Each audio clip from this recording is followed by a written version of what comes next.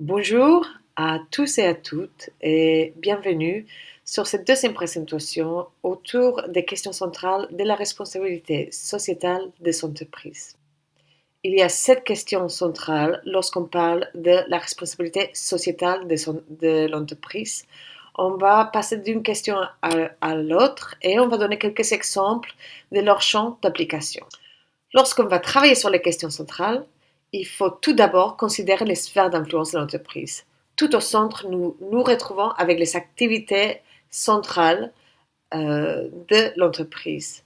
Par la suite, nous passons à la chaîne d'approvisionnement, ensuite aux communautés et à la fin, on passe aux autorités publiques.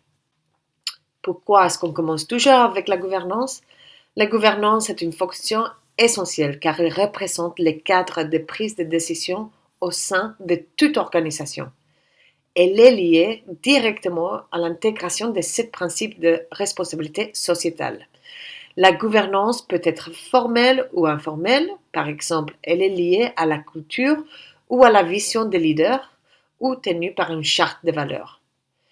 C'est aussi une fonction transversale car elle intègre également les domaines d'action et de décision qui sont prises pour les autres questions. Passons ensuite aux droits de l'homme. Lorsqu'on parle des droits de l'homme, on estime que l'entreprise doit mettre en place une diligence. Elle doit aussi agir sur des situations de risque aux droits de l'homme. Il faut qu'elle assure les droits civils et politiques des communautés et des personnes qui travaillent au sein de l'organisation, qu'elle suive les principes et les droits fondamentaux au travail. La troisième question, c'est celle des relations et conditions de travail. Il faut tout d'abord commencer avec les relations entre l'employeur et l'employé, c'est-à-dire la négociation collective. Lorsqu'on parle des conditions de travail, il faut qu'on pense à la protection sociale de tout travailleur au sein de l'entreprise. Il faut aussi qu'il y ait un dialogue social et que l'entreprise assure la santé et la sécurité au travail. Maintenant, parlons un peu de la question centrale et l'environnement.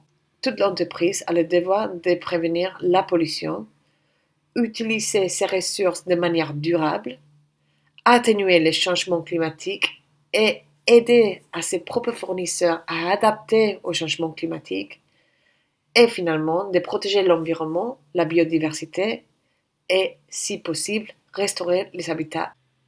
La cinquième question centrale, c'est la bonne pratique d'affaires. Ceci signifie la lutte contre la corruption, l'engagement politique responsable, la concurrence loyale, la promotion de la responsabilité sociétale dans la chaîne de valeur et le respect des droits des propriétés. Lorsqu'on parle de consommateurs, on estime que l'entreprise doit avoir des pratiques loyales en matière de commercialisation, d'information et de contrats.